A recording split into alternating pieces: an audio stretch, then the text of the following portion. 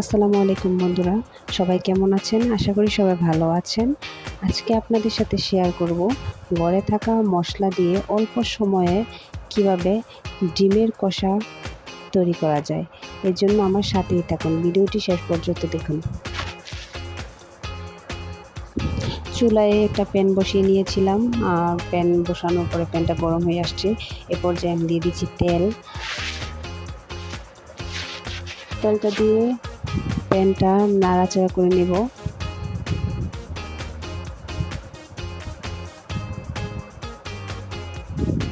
তেলটা গরম হয়ে আসার পরে দিয়ে দিচ্ছি হলুদের গুঁড়া দেওয়ার সাথে সাথে দিয়ে দিচ্ছি ডিমটা আমি ভেজে নেব।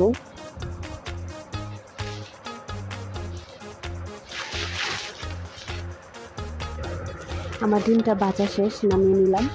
এই পর্যায়ে এই তেলের মধ্যে দিয়ে দিব হাফ কাপের চেয়ে একটু বেশি পেঁয়াজ কুচি। আপনারা চাইলে এই তেলটা স্কিপ করতে পারেন, আমি এই তেলে রান্না করব। পেঁয়াজটা হালকা ভাজার পরে দিয়ে দিচ্ছি পরিমাণ মতো লবণ, হাফ চা চামচ হলুদের গুঁড়া, হাফ চা চামচ মরিচের গুঁড়া, হাফ চা চামচ ধনিয়ার গুঁড়া। নাড়াচাড়া করে মিশিয়ে নেব।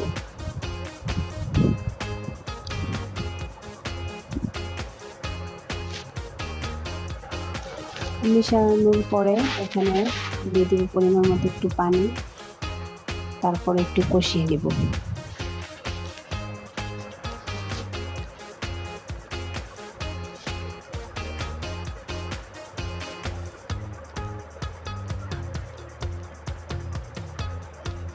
এ পর্যায়ে কষানোর পরে দিয়ে দিচ্ছি হাফ চা চামচ রসুনের পেস্টটা দিয়ে ভালো করে মিশিয়ে নেব।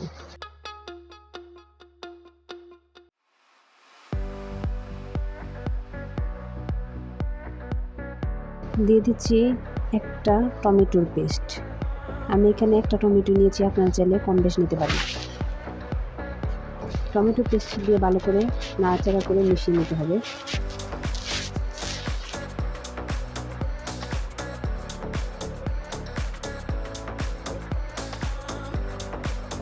মেশানো হয়ে গেলে ঢাকনা দিয়ে ঢেকে দিতে হবে। 30 সেকেন্ড পর ঢাকনা খুলে আমরা এটাকে আবার নাড়াচাড়া করে নিব।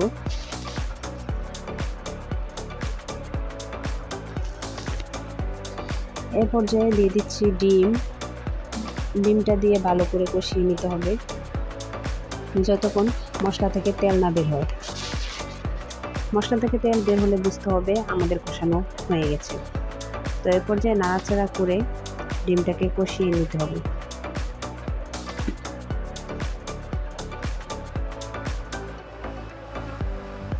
ঢাকনা দিয়ে ঢেকে দিব 30 সেকেন্ডের জন্য। 30 সেকেন্ড পর ঢাকনা খুলে আমরা এটাকে নাড়াচাড়া করে কষিয়ে নেব। আর দেখুন মশলা থেকে তেলটা বেরিয়ে আসছে, তার মানে ডিম কষানো শেষ। এ পর্যায়ে আমরা এখানে অ্যাড করে দেব সামান্য পরিমাণের অল্প পানিটা হয়তোবা বেশি দেওয়া যাবে না, কারণ আমরা যেহেতু ঝোল রাখবো না, এখানে ডিমের কষা বানানো হচ্ছে, তো আমরা পানিটা অল্প ইউজ করব। ঢাকনা দিয়ে ঢেকে দিব 1 মিনিট থেকে 1.5 মিনিটের জন্য। এ পর্যায়ে আঁচটা মিডিয়াম আঁচে রাখতে হবে, চুলার আঁচ। দিয়ে দিচ্ছি হাফ চা চামচ জিরার ফাঁকি দিয়ে নাড়াচাড়া করে মিশিয়ে নিতে হবে। লক্ষ্য রাখতে হবে নিচে যেন পুড়ে না যায়, পুড়ে গেলে দেখা যাচ্ছে রান্নাটা ভালো হবে না।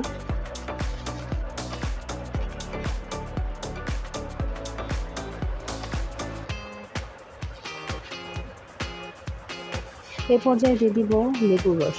এখানে লেবুর রসটা স্কিপ করবেন না, এই ডিমের কষার মধ্যে লেবুর রসটা দিলে অনেকটাই টেস্ট বেড়ে যায়। আমি এখানে একটা অর্ধেক থেকেও একটু কম লেবু নিয়েছি। লেবুটা দেওয়ার পরে আমি দিয়ে দিচ্ছি 3টা কাঁচা লঙ্কা দেওয়ার পরে দেখা যাচ্ছে যদি আপনাদের ঘরে ধনে পাতা থাকে, ধনে পাতাটা কুচি করে দিয়ে দেবেন। আমার ঘরে ধনে পাতাটা ছিল না, সেজন্য আমি স্কিপ করলাম। ঢাকনা দিয়ে ঢেকে দিলাম। 30 সেকেন্ড পর ঢাকনা খুলে দেখুন আমাদের রেসিপিটা হয়ে গেছে। কত সুন্দর হচ্ছে, কতটাই না লোভনীয় দেখতে হয়েছে। এ পর্যায়ে আমি চুলার আঁচটা বন্ধ করে দেব। আমাদের রেসিপি তৈরি হয়ে গেল। এরকম অল্প সময়ে ঘরে থাকা মশলা দিয়ে ঘরোয়াভাবে এরকম মজার রেসিপি বাড়িতে ট্রাই করে দেখবেন আপনারা। দেখুন কতটা লোভনীয় হয়েছে দেখতে, খেতেও বেশ মজা।